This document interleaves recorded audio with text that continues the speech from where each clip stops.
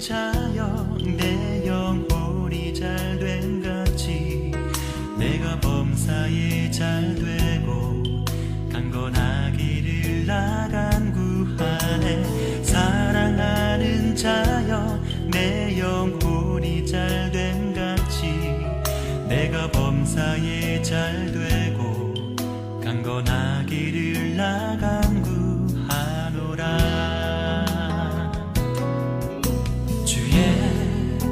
그 사랑 안에서 그대를 보내사 만나게 하시고 교제케 하시며 하나 되게 하신 나의 주님 참 감사합니다.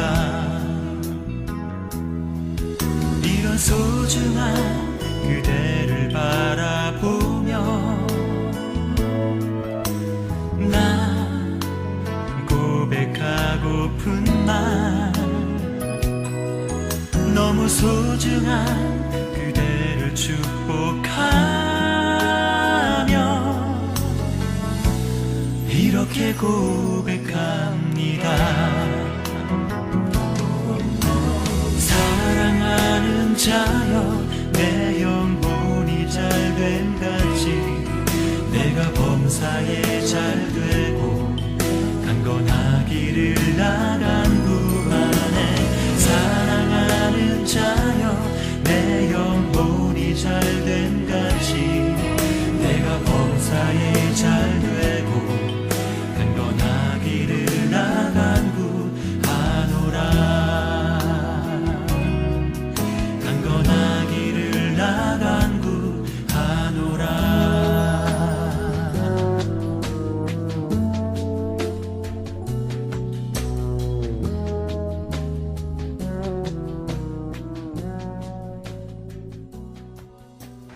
사랑의 하나님 아버지 참 감사합니다.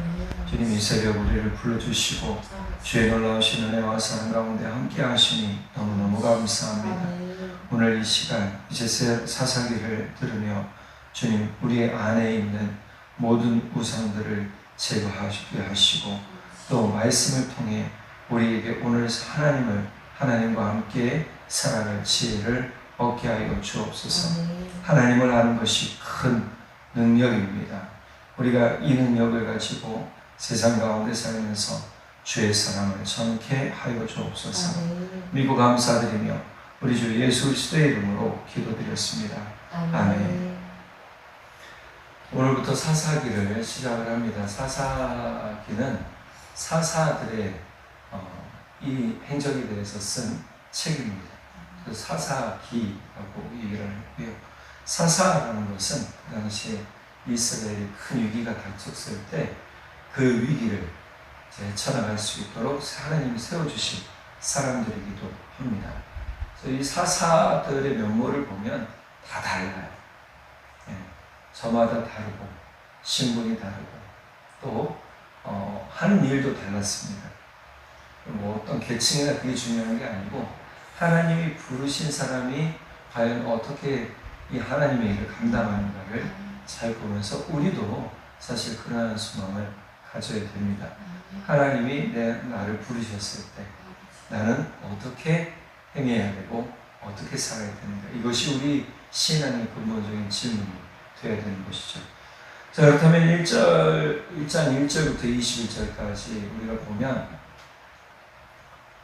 유다 자손과 시므온 자손이 배당받은 땅이 있죠. 제비 뽑아서 얻은 기업입니다. 그 땅을 진짜 내 땅처럼 하려면 각 지파들이 싸워야 돼요. 오늘 1절에 보면 여호수아가 죽은 후에 나오고 있어요. 그런데 사실 이 내용이 어디에 나오냐면 여호수아가 죽지 않은 때인데, 여호수아가 죽지 않은 때 갈렙이 이 산지를 내게 달라고 14장 후반절에 이야기를 해요. 그리고 15장에 넘어가면 유다 자손들이 이제 제비 뽑아 얻은 땅에 남아있는 족속들을 치는 내용이 나옵니다. 그런데 이 내용이 지금 사사기 이전에 한 번 더 반복이 돼요. 그래서 똑같은 내용입니다. 똑같은 내용인데 조금 내용 풀이를 다르게 했어요. 내용을 다르게 썼고, 그래서 올라가서 시므온 족속과 함께 상호 조약을 맺고 어떻게 하냐? 너희가 우리를 도와주면 나도 너희를 도와주겠다. 네, 그렇게 해서 서로 도와줘요. 그리고 실제 유다 족속의 땅에 있던 모든 이방들, 그러니까 가나안 족속들이죠. 가나안 족속과 아모리 족속을 쳐요. 근데 오늘 말씀에 보면 치지 못한 족속이 하나 있는데 그가 어디냐? 산지 주민을 쫓아내지 못했다. 그들은 철병거를 갖고 있었다라고 얘기를 하죠. 자, 이 철병거 때문에 쫓아내지 못했어요. 우리가 이게 참 중요한 겁니다. 아무리 무섭고 힘들어도 끊어낼 땐 과감하게 끊어내고 버릴 땐 과감하게 버려야 돼요. 많은 사람들 중에 가끔 이런 사람들이 한 사람씩 나오는데 물건에 집착해서 그것을 버리지 못하고 주워 갖고 와서 집안에 쌓아두는 사람들이 있어요. 이것도 하나의 강박이라고 합니다. 쌓아둬요. 근데 실제로 발출되는 건 하나도 없어요. 집 밖으로 나가는 건 하나도 없어요. 예전 어떤 뉴스를 보니까 그렇게 쌓아두다가 그 짐더미에 깔려가지고 사람이 죽은 뉴스도 나왔어요. 그러니까 이게 왜 그러냐면 사람들은 끊어내지 못한 거예요. 그 사람들은. 이게 버려야 내가 이 집을 깨끗하게 사용할 수 있고 이 집에 대해서 진짜 온전하게 사용할 수 있다 라는 걸 확인할 수 있는데 집이 창고가 되어버리는 일이 생기는 거죠. 지금 이스라엘 자손들이 이제 이후로 말씀 나오지만 그런 일이 생기는 거예요. 집이 물란해져. 하나님의 집이 물란해져요. 이 이야기는 온전히 끊어내지 못한 일 때문에 시작이 되죠. 물론 그 전까지는 잘했어요. 너무너무 잘했어요.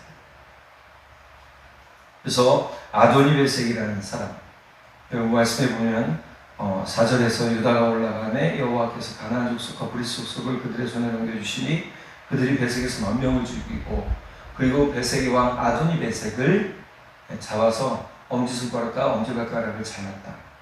까지 나와요. 이거는 여호수아 15장에 나오지 않는 내용입니다. 그런데 8절 이후부터는 여호수아 15장에 나와요. 유다가 또 가서 헤브론에 거주하는 가나안 족속을 쳐서 세세와 아히만과 달메를 죽였다가 헤브론의 본 이름은 기럇 아르바였더라. 아르바라는 용사, 큰 거인족이죠. 거인족의 용사 아르바의 3명의 아들을 다 죽였어요. 그 사람이 누구예요? 세세와 아히만과 달메. 그래서 쫓아냈다고 그랬죠. 거인족들을 쫓아냈어요. 이것까지 얼마나 대단한 거예요. 자, 그리고 운니엘이 드비를 치죠. 드비를 누가 칠까? 치는 자에게 내 딸 악사를 주겠다라고 갈렙이 이야기를 하죠. 그때 누가 나갑니까? 운니엘이 나갑니다. 운니엘이 나가서 드비를 치고 악사를 아내로 받죠. 그때 딸 악사가 아버지에게 축복을 받고 또 땅도 윗셈과 아랫셈을 받았다라고 나와요. 자, 그 다음에 16절부터는 나오지 않는 내용입니다. 15장과 좀 상이한 내용이죠. 모세의 장인은 겐 사람이라고 했습니다. 겐 사람, 우리가 모세의 장인이 누군지 알잖아요. 그죠? 우리 출애굽기 들어서 알겠지만 모세의 장인, 그 사람이 어느 집 밭 사람이다 라고 나오란 말이에요. 겐 사람이다. 그의 자손이 유다 자손과 함께 종려나무 서금에서 올라가서 아란 남방의 유다 황무지에 이르러 그 백성 중에 거주합니다. 즉 이제 이방 족속들이 와서 어떻게 해요? 같이 이스라엘 족속과 함께 사는 일이 생겨요. 근데 이 모세의 장인 겐 족속은 원래 어떤 사람이에요? 제사장이란 말이에요. 모세의 장인은 제사장이었습니다. 그러니까 이 사람들이 와서 하나님을 믿으며 하나님 안에 함께 살기로 작정을 한 거예요. 이런 사람들이 생기는 거죠. 자, 그리고 스밧에 거주하는 가나안 족속을 쳐서 진멸하였다. 자, 그런데 여기서는 시므온과 함께 이제 시므온에 머물던 이방 족속이죠. 그러니까 가나안 족속들을 쳐서 멸하는 이야기예요. 자, 그리고 유다가 얻은 땅에 대해서 18절 나옵니다. 유다가 또 가삼이 그 지역과 아스글론이 그 지역과 에그론이 그 지역을 점령했다. 유다는요, 갈렙의 명령을 따라서 충실하게, 아주 충실하게 이방 민족들을, 가나안 족속들을 쫓아내는 일을 잘 하였어요. 근데 유다 쫓아내지 못한 것이 산, 계곡에 머무는 철병거를 가진 족속들, 주민들은 쫓아내지 못했다. 즉 이들의 이 항거가 엄청났다. 나중에 한번 하치지라고 아마 했을지도 몰라요. 이렇게 이야기를 합니다. 오늘 여기서 우리가 좀 알아봐야 될 것이 있습니다. 우리가 먼저 알아봐야 될 것은 서로 합력하는 일이 얼마나 중요한가입니다. 유다와 시므온이 서로 합력을 해요. 합력을 할 때 시므온이 먼저 유다 땅을 점령하는 걸 도와줍니다. 사실 그런데 이러한 합력의 일은 어디서 볼 수 있어요? 먼저 유다 땅 동쪽에 정착했던 르우벤, 갓, 므낫세 반지파가 용사들을 뽑아서 요단강을 건너서 요단강 서쪽과 북쪽과 남쪽을 치는 일에 서로 합력하게 되잖아요. 시므온도 이 일들을 감당하는 거예요. 시므온 지파도. 자, 이렇게 감당하니까 어떤 일이 생겨요? 유다 지파가 모든 전쟁을 하는데 매우 수월해진 거죠. 이 시므온이 함께 했다라는 이야기는 여호수아 15장에 안 나와요. 우리 용사, 3명의 용사, 아르바, 기렛 아르바의 세 아들, 아르바의 세 아들은 뭐예요? 물리친 거. 그 얘기하고, 또 아까 악사, 드비를 치는데, 그때 우니엘이 치고 딸 악사를 얻었다라는 내용만 나오잖아요. 그래서 우리가 알아야 될 것은 시므온과 합력했을 때 이 전쟁이 매우 수월해지더라. 우리가 혼자 신앙생활 한다라고 보통 생각하는데 혼자 하는 것도 맞아요. 그런데 신앙생활은 내가 어려울 때 또 도움도 요청해야 되는 거예요. 유다는요, 유다의 힘이 셌어요. 모든 지파 중에 사람도 많았어요. 그런데 왜 시므온과 연합했을까요? 혼자 하면 반드시 큰 타격을 입을 수도 있기 때문이에요. 그렇기 때문에 서로 합력해서 힘을 합치는 일이 너무 중요했다는 것을 유다 지파는 깨달은 거죠. 우리도 우리의 삶에서 내가 진짜 도움을 요청할 때는요, 과감하게 도움을 요청해야 됩니다. 내가 혼자 힘든 것에 대해서 끙끙 앓지 말아야 돼요. 그러다 보면 끙끙 앓는 것 때문에 어떻게 해요? 낙심하게 되고 실망하게 되고 그러다 보면 신앙의 퇴보도 일어나요. 내가 어떻게 신앙생활을 해야 되냐라는 것을 알게 되는 가장 중요한 법 중에 하나는 힘을 얻는 방법 중에 하나는 연합하는 거예요. 믿음의 좋은 사람들과 합력하여 선을 이루어가는 거예요. 그래서 형제와 연합하면 어찌 그리 아름다운 거라고 이야기하는 부분은 뭐예요? 우리가 서로 함께할 때 주의 아름다운 일이 더 크게 열매 맺는다는 사실을 오늘 본문에서처럼 알려주게 되는 거죠.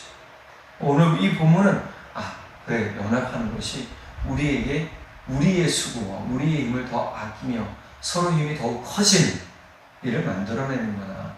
그리고 실제로도 이 말씀에 나와 있다시피 전국 전쟁을 매우 수월하게 치루어낸단 말이에요. 자, 우리 연합합시다 라는 것을 깨달아야 돼요. 두 번째, 오늘 사람들이 왔을 때 우리는 과연 어떤 마음으로 그들을 품어야 되는가라는 거예요.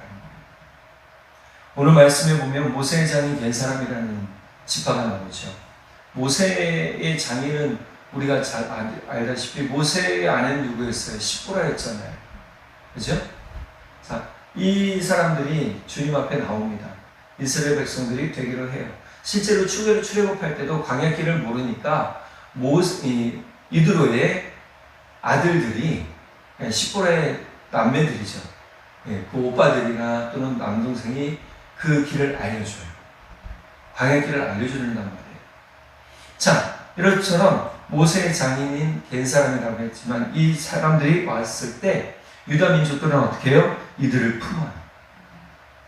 그래서 오늘 본문에 보면 유다 화무지에 이르러 그 백성 중에 거주했다는 것은 유다의 지파의 한 사람들로 인정해 주었다는 거예요. 우리 삶은 사람들을 포용하는 일에 힘써야 돼요. 예수님께서 그 당시에 배척받던 사람들에 대해서 품으셨어요. 병든 사람들. 특별히 예수님은 어떤 사람들을 거부하지 않으셨어요? 그 당시에 우리가 흔히 얘기하는 몸 파는 여자들, 불륜 저지른 여자들, 우리 세상에서 얘기하면 죄인이라고 하는 사람들을 거부하지 않으셨어요. 그들을 품으시고 그들을 용서하시고 그들과 함께 식사하셨어요. 그러니까 세상 사람들이 볼 때는 예수님은 죄인들과 함께하는 사람들이었단 말이에요. 그러니 그들의 눈에 보기에 굉장히 거슬린 거예요. 그리고 그 사람들이 어떻게 해요? 실제로 많은 사람들보다 더 큰 사람들이었어요. 더욱 많은 사람들이었단 말이에요. 그런 사람들을 향해서 예수님의 사랑과 은혜와 포용을 보여줄 때 그들이 예수님 안에 돌아오게 되는 일들이 생겨요. 사람들이 변화하게 되고 사람들이 힘을 얻게 되죠. 여러분, 우리는 주의 은혜로 주의 사랑으로 포용하는 큰 마음이 있어야 됩니다. 그가 내게 잘못을 했던 나와 상관이 없는 사람이든 나에게 큰 손해를 끼치던 그게 중요한 게 아니에요. 물론 그들의 죄값은 받겠지만 중요한 건 내가 포용했을 때 주의 안에서 이루어지는 역사가 더 커지더라는 거예요. 오늘 유다 지파는요, 장자 자손입니다. 그죠? 하나님의 장자 자손이에요. 그래서 이 유다 지파 안에서 누가 나오니까 다윗 왕도 나오잖아요. 그리고 왕족들이 계속 배출이 돼요. 예수님이 유다 지파 중에 나온 것처럼 이야기한단 말이에요, 성경도. 마태복음에 예수님의 족보를 이야기할 때 다윗의 후손이라고 이야기를 해요. 그러면 유다 지파인 거예요. 그리고 우리 마음에서도 이 포용성이라는 것이 넓어지면 넓어질수록 내 삶의 바운더리도 영적 힘도 더욱 커지게 되고 이 너그러움을 통해서 하나님의 사랑이 온전하게 전해지게 되는 것이죠. 오늘 이 본문 사사기 1장에서 잘못된 것은 하나예요. 힘써 쫓아내지 못한 한 지파가 나중에 문제가 반드시 생겨요. 베냐민 지파 쪽에서도 마찬가지예요. 베냐민 자손은 예루살렘에 거주하는 여호수 족속을 쫓아내지 못하였으므로 여호수 족속이 베냐민 자손과 함께 오늘까지 예루살렘에 거주합니다. 그런데 이 베냐민 자손에 대한 이야기가 나왔을 때 뭐라고 그래요? 이들이 나중에 노예가 됐다라고 얘기를 하잖아요. 자, 베냐민 지파의 안에 있던 여호수 족속들은 나중에 노예가 되지만 결국 그 신들이 그들이 섬기던 신들이 이스라엘 안에 퍼져요. 이것이 이후 본문에 나와요. 우리는 별거 아닌 것처럼 생각할지 모르지만 나중에 알게 모르게 영향을 받기 때문에 우리는 끊어낼 때 철저하게 끊어내야 되고 또 우리는 합력하여 선을 이뤄내는 사람들이 되어야 되고 마지막으로 우리는 너그럽게 품을 줄 아는 사람이 되어야 됩니다. 그렇게 품을 때요, 사실 손해보는 것 같지만 손해보는 게 아니다. 이스라엘의 이 땅에 거주하는 사람들, 즉 유다 지파가 머무른 땅에 어느 한 땅을 내어준다는 건 다른 사람들이 사는 영역의 일부를 내어주는 거잖아요. 이방 민족이 개인족 수객에 내어주는 거죠. 그럼에도 불구하고 포용함으로 같이 유다의 한 지파로 살도록 만들어 주었다는 것은 큰 의미를 내포하고 있는 것입니다. 오늘 우리도 많은 사람들이 왔을 때 또 많은 사람들을 향해서 주의 은혜와 사랑을 전하고 소망을 전하며 너그러운 사람들이 되기를 간절히 바랍니다. 기도하겠습니다. 사랑의 주님, 참 감사합니다. 오늘 우리에게 주님의 사랑과 은혜, 주님이 사람들을 향하여 너그러이 대하신 그것을 따라 우리도 너그러운 사람들이 되기를 원합니다. 또 우리 하나님 아버지께서 죄에 단호하신 것처럼 우리도 죄에 단호하게 살기를 원합니다. 주님, 또 우리가 합력하여 선을 이루는 일이 얼마나 힘이 있고 능력이 있는 일인지 깨닫게 해주시니 감사합니다. 주님, 우리가 이 말씀들을 기억하며 오늘 하루도 주님과 함께 살기를 원하니 예수님, 십자가 보혈의 능력, 십자가의 그 빛의 능력이 우리 가운데 머물게 하시고 온전히 예수님을 의지함으로 말미암아 너그러운 사람들이 되어 많은 사람들에게 예수 그리스도를 전하고 예수 그리스도와 함께하는 은혜를 얻도록 성령 하나님 도와주십시오. 주님께서 크신 은혜와 능력 가운데 함께 하실 것을 믿고 감사드리며 우리의 빛이요 능력 되신 예수님의 이름으로 기도드렸습니다. 아멘. 사랑하는 자여, 내 영혼이 잘된 같이 내가 범사에 잘되고 강건하기를 나간 구하네. 사랑하는 자여, 내 영혼이 잘된 같이 내가 범사에 강건하기를 나 간구하노라. 주의 그 사랑 안에서 그대를 보내사 만나게 하시고 교제케 하시며 하나 되게 하신 나의 주님 참 감사합니다. 이런 소중한 그대를 바라보며 나 고백하고픈 말,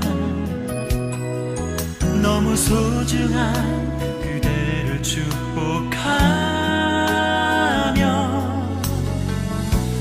이렇게 고백합니다. 사랑하는 자여, 내 영혼이 잘됨 같이 내가 범사에 잘되고 강건하기를 나 간구하네. 사랑하는 자여, 내 영혼이 잘됨